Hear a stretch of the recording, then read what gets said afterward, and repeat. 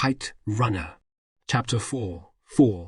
In 1933, the year Baba was born, and the year Zahir Shah began his 40-year reign of Afghanistan, two brothers, young men from a wealthy and reputable family in Kabul, got behind the wheel of their father's Ford Roadster.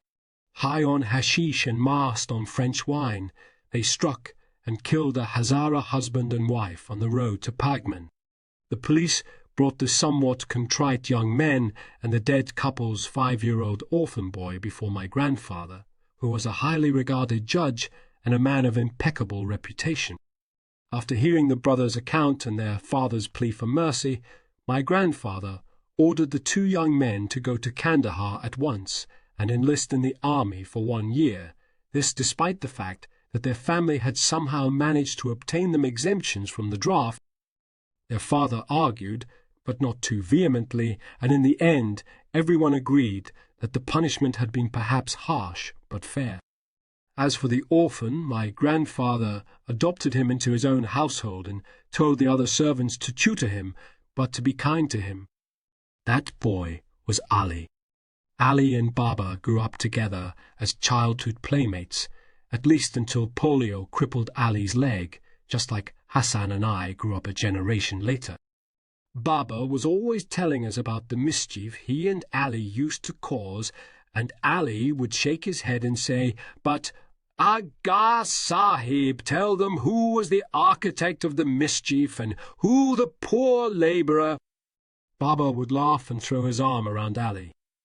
But in none of his stories did Baba ever refer to Ali as his friend. The curious thing was, I never thought of Hassan and me as friends either. Not in the usual sense, anyhow. Never mind that we taught each other to ride a bicycle with no hands, or to build a fully functional homemade camera out of a cardboard box. Never mind that we spent entire winters flying kites, running kites. Never mind that, to me, the face of Afghanistan is that of a boy with a thin-boned frame, a shaved head, and low-set ears, a boy with a Chinese doll face perpetually lit by a hurry-lipped smile. Never mind any of those things, because history isn't easy to overcome. Neither is religion. In the end, I was a Pashtun and he was a Hazara. I was sunny and he was shy, and nothing was ever going to change that. Nothing. But we were kids who had learned to crawl together, and no history, ethnicity, society, or religion was going to change that either. I spent most of the first 12 years of my life playing with Hassan. Sometimes my entire childhood seems like one long, lazy summer day with Hassan, chasing each other between tangles of trees in my father's yard, playing hide-and-seek, cops and robbers, cowboys and Indians insect torture, with our crowning achievement undeniably the time we plucked the stinger off a bee and tied a string around the poor thing to yank it back every time it took flight. We chased the Kochi, the nomads who passed through Kabul on their way to the mountains of the north. We would hear their caravans approaching our neighborhood, the mewling of their sheep, the baying of their goats, the jingle of bells around their camels' necks. We'd run outside to watch the caravan plod through our street, men with dusty, weather-beaten faces and women dressed in long, colorful shawls, beads, and silver bracelets around their wrists and ankles. We hurled pebbles at their goats. We squirted water on their mules. I'd make Hassan sit on the wall of ailing corn and fire pebbles with his slingshot at the camels' rears. We saw our first Western together, Rio Bravo with John Wayne, at the cinema park across the street from my favorite bookstore. I remember begging Baba to take us to Iran so we could meet John Wayne. Baba burst out in gales of his deep-throated laughter, a sound not unlike a truck engine revving up, and, when he could talk again, explained to us the concept of voice dubbing. Hassan and I were stunned, dazed. John Wayne didn't really speak Farsi, and he wasn't Iranian. He was American, just like the friendly, long-haired men and women we always saw hanging around in Kabul, dressed in their tattered, brightly coloured shirts. We saw Rio Bravo 3 times, but we saw our favorite Western, The Magnificent Seven, 13 times. With each viewing, we cried at the end when the Mexican kids buried Charles Bronson, who, as it turned out, wasn't Iranian either. We took strolls in the musty-smelling bazaars of the Shah-e-Now section of Kabul or the New City west of the Wazir Akbar Khan district. We talked about whatever film we had just seen and walked amid the bustling crowds of bazaris. We snaked our way among the merchants and the beggars, wandered through narrow alleys cramped with rows of tiny, tightly packed stalls. Baba gave us each a weekly allowance of 10 Afghanis, and we spent it on warm Coca-Cola and rosewater ice cream topped with crushed pistachios. During the school year, we had a daily routine. By the time I dragged myself out of bed and lumbered to the bathroom, Hassan had already washed up, prayed the morning namaz with Ali, and prepared my breakfast, hot black tea with 3 sugar cubes and a slice of toasted nain topped with my favorite sour cherry marmalade, all neatly placed on the dining table. While I ate and complained about homework, Hassan made my bed, polished my shoes, ironed my outfit for the day, packed my books and pencils. I'd hear him singing to himself in the foyer as he ironed, singing old Hazara songs in his nasal voice. Then Baba and I drove off in his black Ford Mustang, a car that drew envious looks everywhere because it was the same car Steve McQueen had driven in Bullet, a film that played in one theater for 6 months. Hassan stayed home and helped Ali with the day's chores, hand-washing dirty clothes and hanging them to dry in the yard, sweeping the floors, buying fresh nain from the bazaar, marinating meat for dinner, watering the lawn. After school, Hassan and I met up, grabbed a book, and trotted up a bowl-shaped hill just north of my father's property in Wazir Akbar Khan. There was an old abandoned cemetery atop the hill with rows of unmarked headstones and tangles of brushwood clogging the aisles. Seasons of rain and snow had turned the iron gate rusty and left the cemetery's low white stone walls in decay. There was a pomegranate tree near the entrance to the cemetery. One summer day, I used one of Ali's kitchen knives to carve our names on it, Amir and Hassan, the sultans of Kabul. Those words made it formal. The tree was ours. After school, Hassan and I climbed its branches and snatched its blood-red pomegranates. After we'd eaten the fruit and wiped our hands on the grass, I would read to Hassan. Sitting cross-legged, sunlight and shadows of pomegranate leaves dancing on his face, Hassan absently plucked blades of grass from the ground as I read him stories he couldn't read for himself. That Hassan would grow up illiterate like Ali and most Hazaras had been decided the minute he had been born, perhaps even the moment he had been conceived in Sanalbar's unwelcoming womb. After all, what use did a servant have for the written word? But despite his illiteracy, or maybe because of it, Hassan was drawn to the mystery of words, seduced by a secret world forbidden to him. I read him poems and stories, sometimes riddles, though I stopped reading those when I saw he was far better at solving them than I was. So I read him unchallenging things like the misadventures of the bumbling Mullah Nasruddin and his donkey. We sat for hours under that tree, sat there until the sun faded in the west, and still Hassan insisted we had enough daylight for one more story, one more chapter. My favorite part of reading to Hassan was when we came across a big word that he didn't know. I'd tease him, expose his ignorance. One time, I was reading him a Mullah Nasruddin story, and he stopped me. "What does that word mean?" "Which one?" "One!" "Imbecile." "You don't know what it means?" I said, grinning. "Nay, Amir Aga." "But it's such a common word." "Still, I don't know it." If he felt the sting of my tease, his smiling face didn't show it. "Well, everyone in my school knows what it means," I said. "Let's see. See. Imbecile. It means smart, intelligent. I'll use it in a sentence for you. When it comes to words, Hassan is an imbecile. Ah, he said, nodding. I would always feel guilty about it later, so I tried to make up for it by giving him one of my old shirts or a broken toy.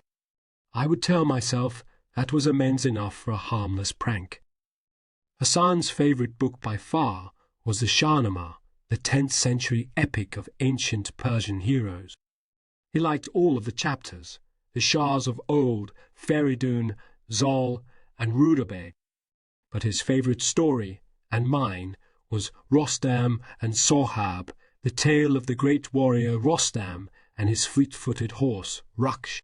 Rostam mortally wounds his valiant nemesis, Sohrab, in battle, only to discover that Sohrab is his long-lost son. Stricken with grief, Rostam hears his son's dying words, "If thou art indeed my father, then hast thou stained thy sword in the life-blood of thy son.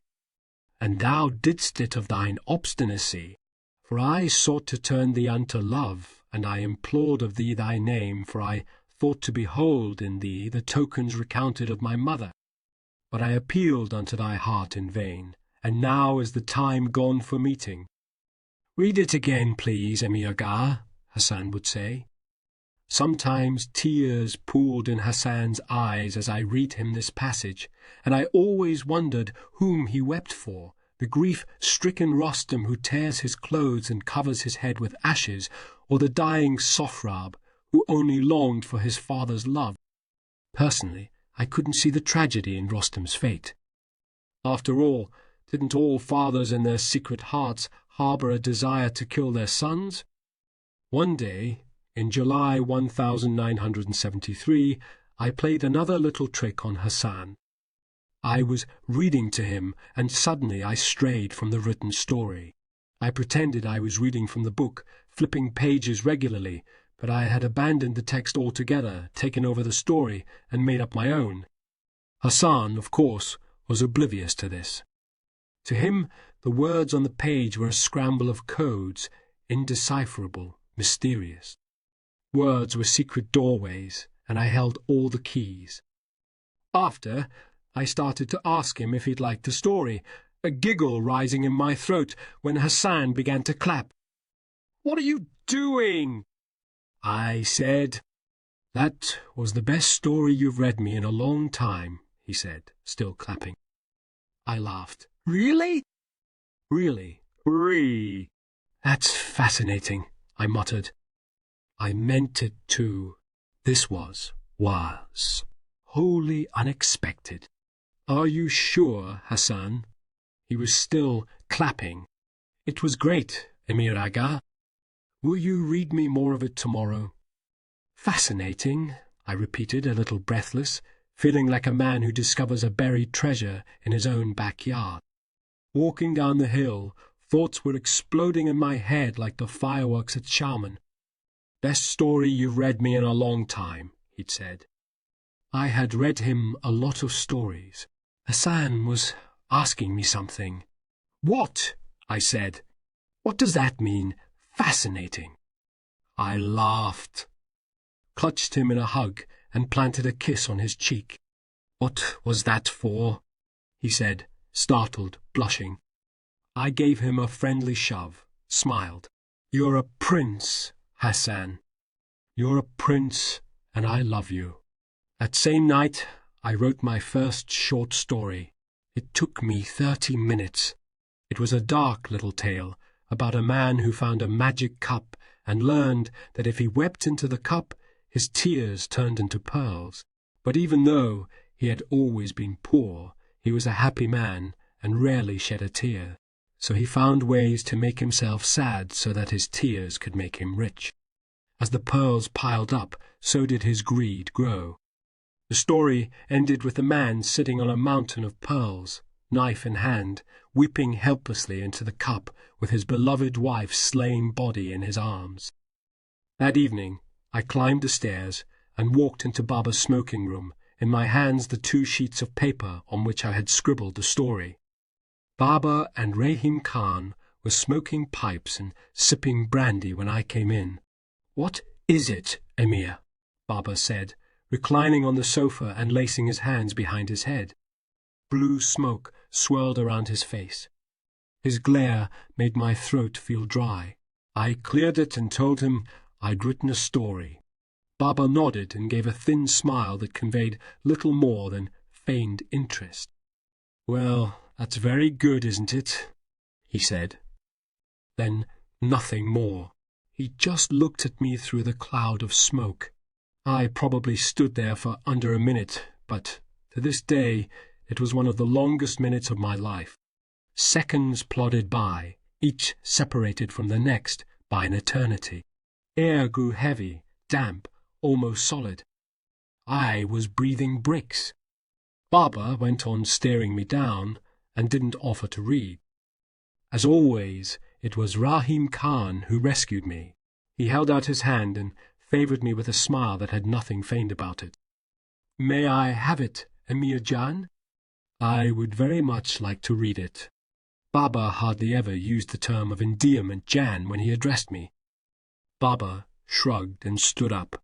He looked relieved, as if he too had been rescued by Rahim Khan. "Yes, give it to Kaka Rahim. I'm going upstairs to get ready." And with that, he left the room. Most days I worshipped Baba with an intensity approaching the religious. But right then I wished I could open my veins and drain his cursed blood from my body. An hour later, as the evening sky dimmed, the two of them drove off in my father's car to attend a party. On his way out, Rahim Khan hunkered before me and handed me my story and another folded piece of paper. He flashed a smile and winked. "For you. Read it later." Then he paused and added a single word that did more to encourage me to pursue writing than any compliment any editor has ever paid me. That word was bravo. When they left, I sat on my bed and wished Rahim Khan had been my father. Then I thought of Baba and his great big chest, and how good it felt when he held me against it, how he smelled of brute in the morning, and how his beard tickled my face. I was overcome with such sudden guilt that I bolted to the bathroom and vomited in the sink. Later that night, curled up in bed, I read Rahim Khan's note over and over. It read like this: "Amir Jan, I enjoyed your story very much. Mashallah, God has granted you a special talent. It is now your duty to hone that talent, because a person who wastes his God-given talents is a donkey. You have written your story with sound grammar and interesting style. But the most impressive thing about your story is that it has irony. You may not even know what that word means. But you will someday. It is something that some writers reach for their entire careers and never attain. You have achieved it with your first story. My door is and always will be open to you, Amir Jan. I shall hear any story you have to tell. Bravo. Your friend, Rahim." Buoyed by Rahim Khan's note, I grabbed the story and hurried downstairs to the foyer where Ali and Hassan were sleeping on a mattress. That was the only time they slept in the house, when Baba was away and Ali had to watch over me. I shook Hassan awake and asked him if he wanted to hear a story. He rubbed his sleep-clogged eyes and stretched. "Now, what time is it?" "Never mind the time. This story's special." "I wrote it myself," I whispered, hoping not to wake Ali. Hassan's face brightened. "Then have to hear it," he said, already pulling the blanket off him. I read it to him in the living room by the marble fireplace. No playful straying from the words this time. This was about me. Hassan was the perfect audience in many ways, totally immersed in the tale, his face shifting with the changing tones in the story.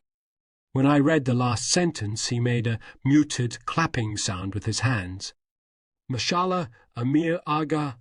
Bravo," he was beaming. "You liked it?" I said, getting my second taste, and how sweet it was, of a positive review. "Someday, inshallah. You will be a great writer, Hassan said, and people all over the world will read your stories. You exaggerate, Hassan, I said, loving him for it. No, you will be great and famous, he insisted. Then he paused, as if on the verge of adding something. He weighed his words and cleared his throat. But will you permit me to ask a question about the story? He said shyly. Of course. Well, he started, broke off. Tell me, Hassan, I said. I smiled, though suddenly the insecure writer in me wasn't so sure he wanted to hear it. Well, he said, if I may ask, why did the man kill his wife? In fact, why did he ever have to feel sad to shed tears? Couldn't he have just smelled an onion? I was stunned. That particular point, so obvious it was utterly stupid, hadn't even occurred to me. I moved my lips soundlessly. It appeared that on the same night I had learned about one of writing's objectives, irony. I would also be introduced to one of its pitfalls, the plot hole, taught by Hassan, of all people. Hassan, who couldn't read and had never written a single word in his entire life. A voice, cold and dark, suddenly whispered in my ear, "What does he know, that illiterate Hazara? You'll never be anything but a cook. How dare he criticize you?" Well, I began, but I never got to finish that sentence, because suddenly Afghanistan changed forever.